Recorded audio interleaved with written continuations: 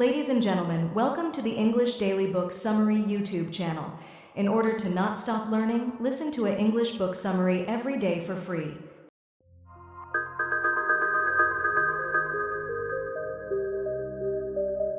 Gary Stevenson, The Trading Game, A Confession. In a dimly lit Tokyo ramen restaurant, a young trader faces down his boss across the table. "Sometimes bad things happen to good people," the boss says, his oversized smile never wavering. "We can make life very difficult for you." How did Gary Stevenson, a working-class kid from East London, find himself in a confrontation with one of the world's most powerful banks? He tried to quit. But why? Why, after making millions before his 30th birthday, was he desperate to escape the industry that had made him rich? In this blink, we'll follow Stevenson's meteoric rise through the trading floors of Citibank and his dramatic battle to break free from their golden handcuffs. His story reveals not just the adrenaline-fueled world of billion-dollar trades, but disturbing truths about the system we all live within.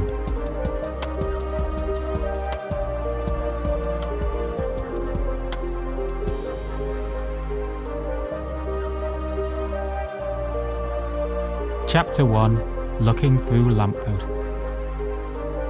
At the end of the street where Gary grew up in East London, a lamppost and a telegraph pole formed makeshift football goals. Looking between them, he could see the towers of Canary Wharf, London's financial district, glowing in the distance. Growing up in working-class Ilford with a postal worker father, Gary developed an intense relationship with money early. As a child, he once spent what felt like hours searching for a dropped pound coin, crawling under cars and scrabbling in drains. By 12, he was selling candies at school. By 13, delivering newspapers for £13 a week. By 16, his sales business had become more profitable and more illicit, leading to his expulsion from high school for selling cannabis. Despite this setback, Gary's talent for mathematics earned him a place at the prestigious London School of Economics. Though surrounded by the children of Russian oligarchs and Chinese industrialists, Gary was determined to find his path into finance. His opportunity came when a fellow student told him about The Trading Game, a Citibank competition where the winners received internships. The game stimulated trading through betting on numbered cards. While other students meticulously calculated expected returns, Gary observed their predictable strategies and exploited them, making risk-free profits by buying low from one player and immediately selling high to another. In the national finals, Gary drew the worst possible card, a -10. But despite this disadvantage, he confidently bluffed, aggressively selling at high prices. As the final rounds of the competition progressed, each card revealed was improbably high. Gary's losses were massive. Yet surprisingly, the head trader Caleb announced him as the winner. They had deliberately rigged the final game to test how players handle pressure. Gary had backed himself rather than backing down, exactly what they wanted to see in a trader. On his first day at Citibank's towering skyscraper, Gary arrived at the STIRT, which means Short-Term Interest Rates Trading, desk. Unlike the polished credit traders from elite backgrounds, these traders were a diverse group. There was Johnny, a hyperactive Australian who never sat down, Rupert, the stern head of Euro rates, and Bill, a taciturn trader from Liverpool who kept to himself. With no clear instructions, Gary was expected to create his own role.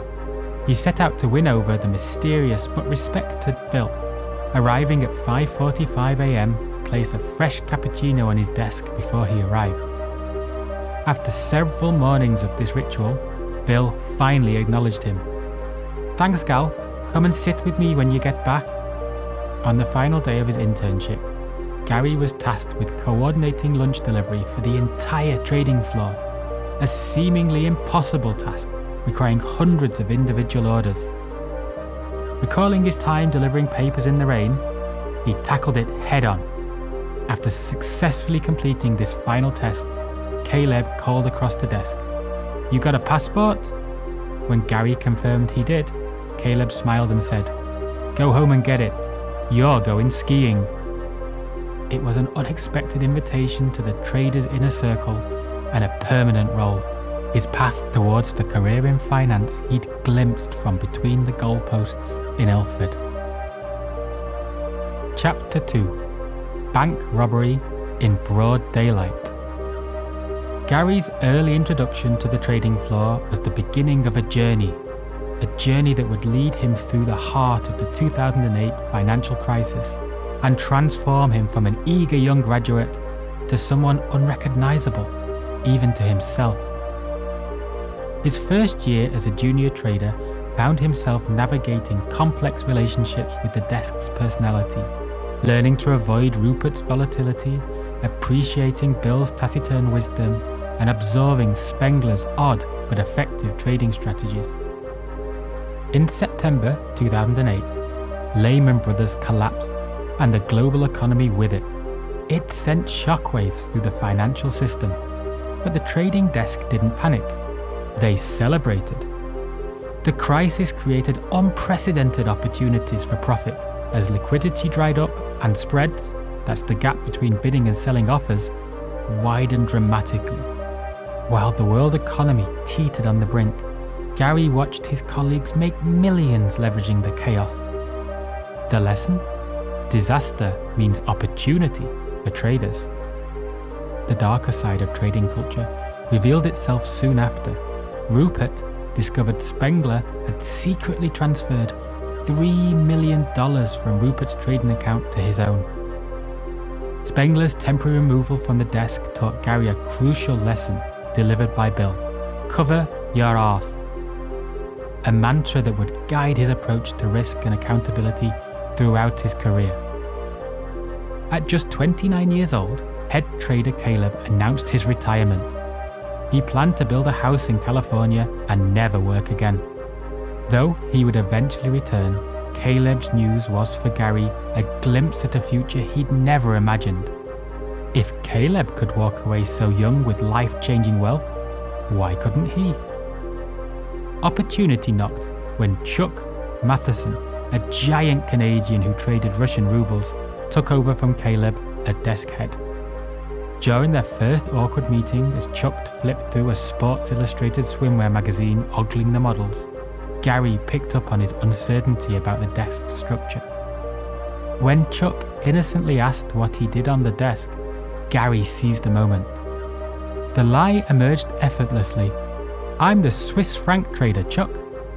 He had effectively given himself a promotion. That night, he executed his first billion-dollar trade, lending US dollars for a year in Swiss francs. It was the first step in a meticulous plan. The plan had been carefully documented on 2 identical sheets of paper. On each, Gary had written $12 million, followed by 5 specific trades through which he would achieve his target. One sheet stayed at his desk drawer at work, the other in his underwear drawer at home. This wasn't just a goal, it was an obsession, a formula he would follow with precision. By year end, Gary had precisely hit his goal, becoming the first junior trader in the bank's history to make over $10 million in their debut year. But it was bonus day that truly changed him. Chuck slid a paper across the desk showing £395,000, nearly 4 times what Gary had expected. Gary was so overwhelmed he had to leave the building. Sitting in a small park between skyscrapers, he thought about his father, who had worked at the post office for 35 years, earning just £20,000 a year. About the kids he'd grown up with in Ilford, and about the ease at which he'd made his fortune. In that cold January sunlight, something fundamental shifted. If he could make £395,000 on his first try, what could stop him making millions? From that point on, Gary decided it was bank robbery. He was out to make every penny he could. Chapter 3: Clawing Back from Disaster. Bill, the veteran trader from Liverpool, became natural mentor on the Sturt desk. Between his gruff exterior, Bill possessed remarkable trading instincts, teaching Gary to avoid what he called pig on pork, making the same trade multiple times across different currencies. Bill constructed strategic positions designed to profit, regardless of market movements. Meanwhile, Gary struggled with whether to tell anybody about his gigantic bonus. One night at his girlfriend's apartment, he finally revealed the amount. Her reaction was unsettling. Her face became still, as if in a trance. Her eyes grew enormous, wide irises staring through him. Immediately, Gary wished he hadn't told her. They separated a few months later. His childhood friends reacted similarly. During a living room gaming session, his friends, who themselves worked in banking and finance, asked him whether he'd gotten a bonus. After a long pause, he spoke the words, "I got £395,000. The room fell silent. The only sound? A PlayStation controller bouncing as it dropped to the floor. After that, his friendships were never quite the same. But then came disaster. On a quiet evening watching Champions League football with an old friend, Gary received a call. It was from a man he calls The Frog, a senior New York trader who suggested an opportunity in Swiss francs.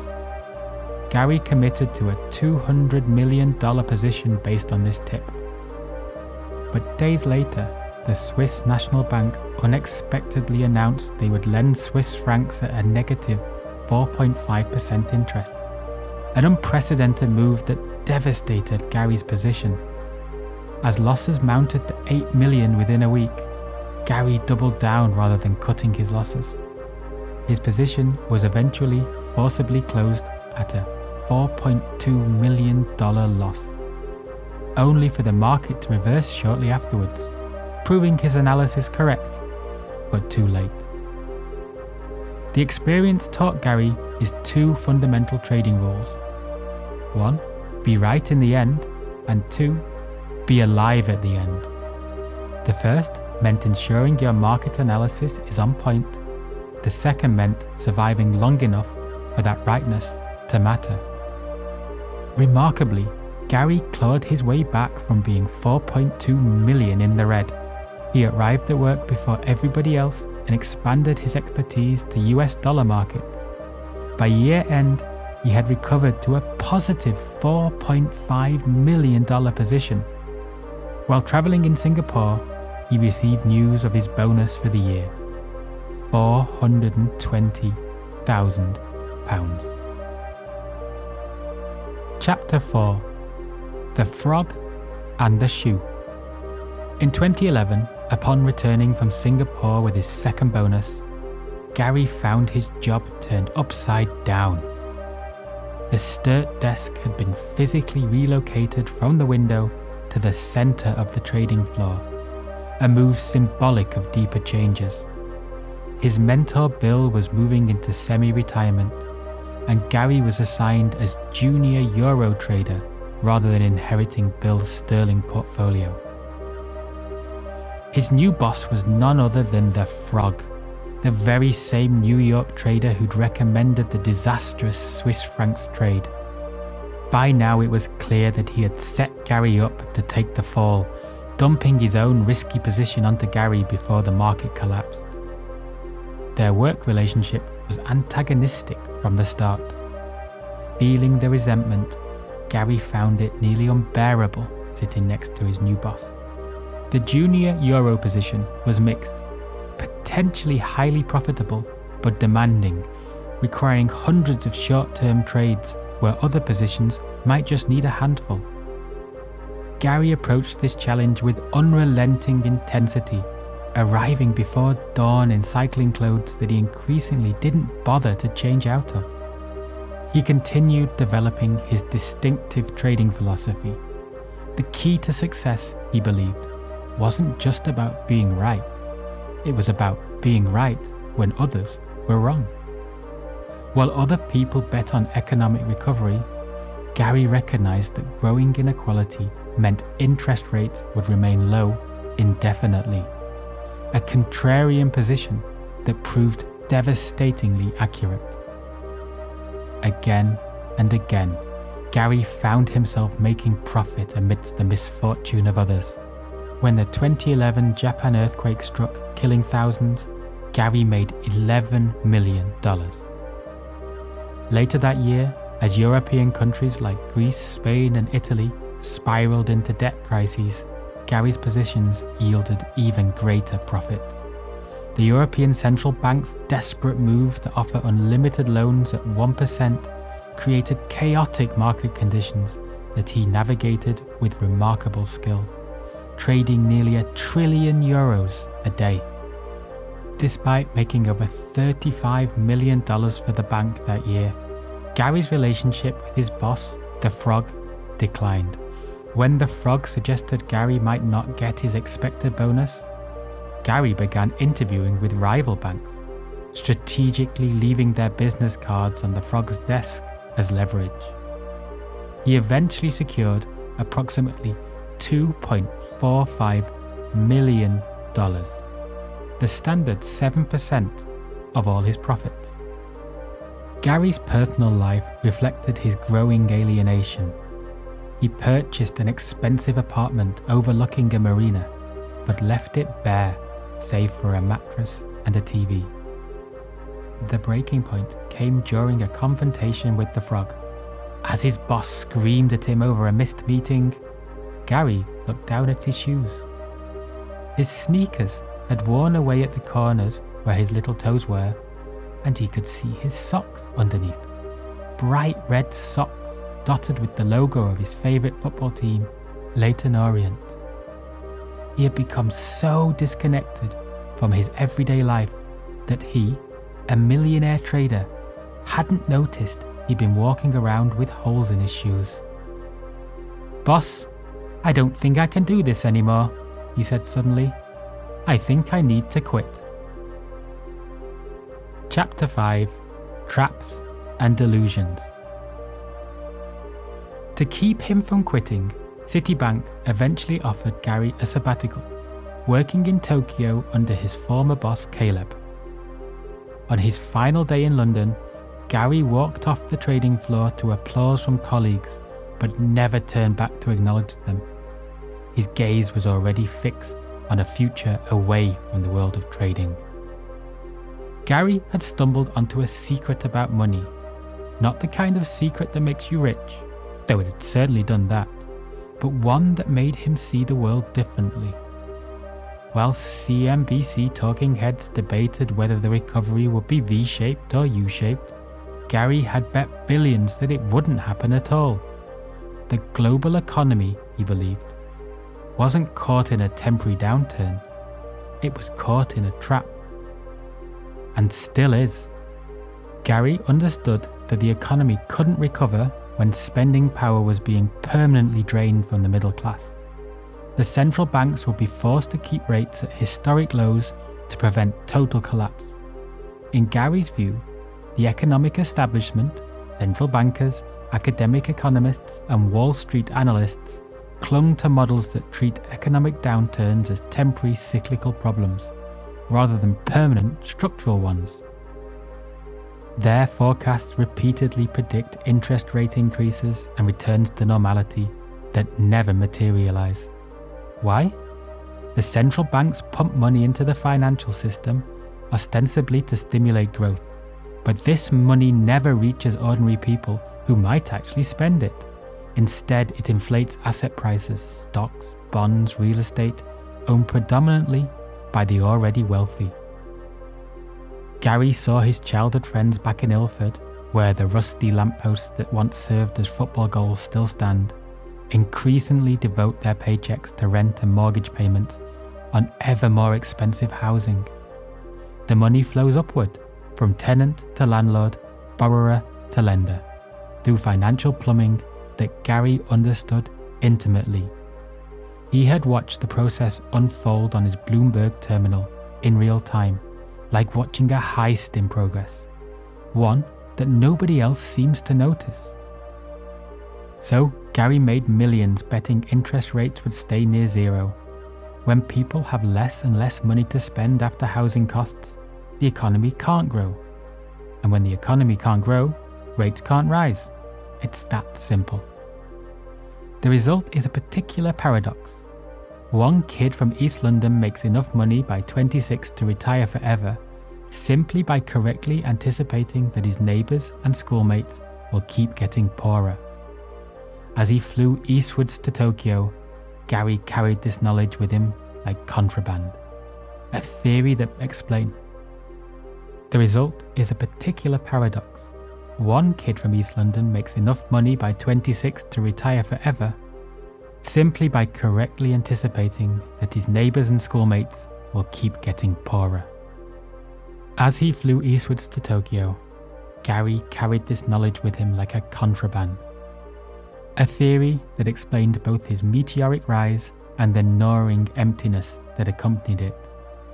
It was beating a game that, increasingly, he felt shouldn't be played at all. Chapter 6: Escaping Purgatory. After landing in Tokyo, Gary found himself in a surreal corporate world unlike anything he'd experienced in London.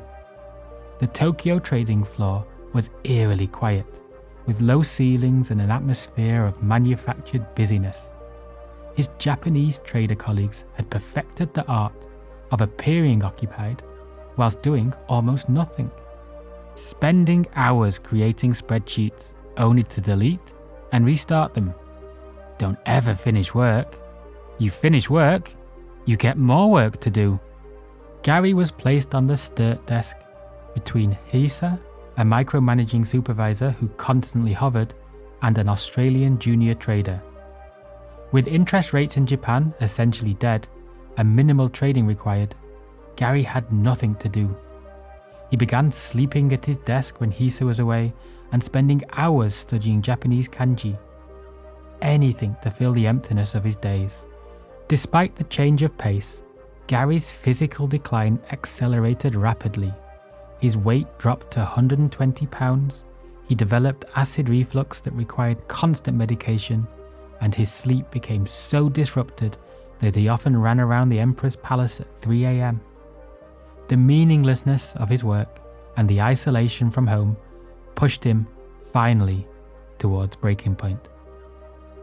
6 months into his Tokyo assignment, Gary informed Caleb that he wanted to quit and work for a charity, a move that, under a little-known contract clause, would allow him to keep his deferred compensation of approximately £1.5 million. Caleb initially seemed understanding, but 2 weeks later, during a tense dinner at a ramen restaurant, Caleb transformed from mentor into intimidator. Looking directly into Gary's eyes over steaming bowls, he threatened, "Sometimes bad things happen to good people. We can make life very difficult for you." The threat reminded Gary of neighbourhood drug dealers from his childhood, powerful men making implicit threats whilst maintaining plausible deniability. This confrontation triggered Gary's decision to fight. He secured medical leave for stress and anxiety, both a strategic move and an escape from the toxic environment. When bank management realised they couldn't easily force him out, they subjected him to an endless series of meetings with rotating combinations of managers, alternating between intimidation tactics and false encouragement. After his medical leave expired, the bank reassigned Gary to business management, giving him meaningless spreadsheet work in a depressing office by the recycling bins.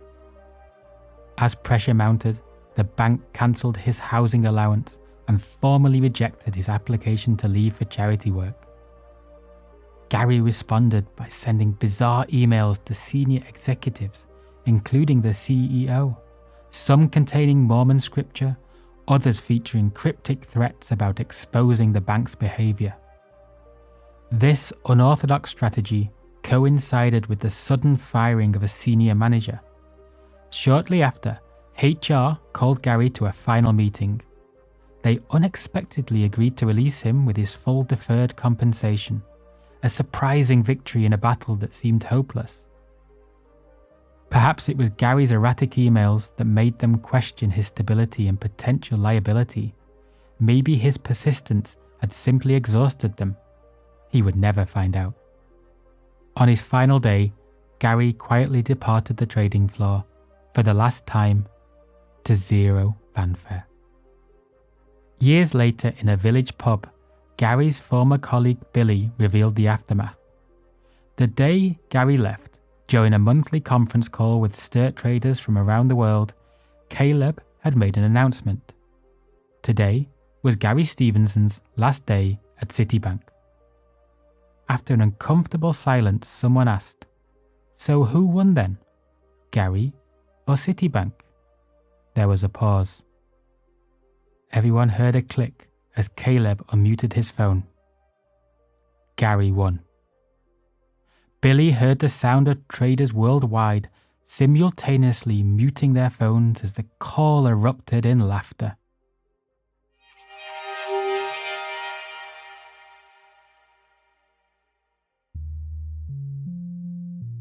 We've reached the end of our story. The main takeaway of this blink to the trading game by Gary Stevenson is that modern finance has become disconnected from economic reality, rewarding traders who bet against shared prosperity.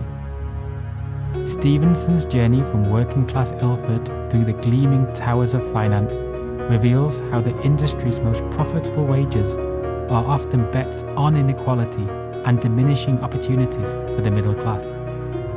His troubling insight that central banks would keep interest rates near zero indefinitely because average people were becoming permanently poorer made him millions, even as it hollowed him from within. In the end, his battle to escape the system with his deferred compensation intact mirrored his trading philosophy: survive long enough for your analysis to be proven right. Today, Stevenson uses his insider knowledge to advocate for economic equality, running his YouTube channel, Gary Economics, and contributing to policy debates in major media outlets. His story illuminates not just one trader's rise and fall, but a rigged financial system designed to funnel wealth upwards while leaving ordinary people behind.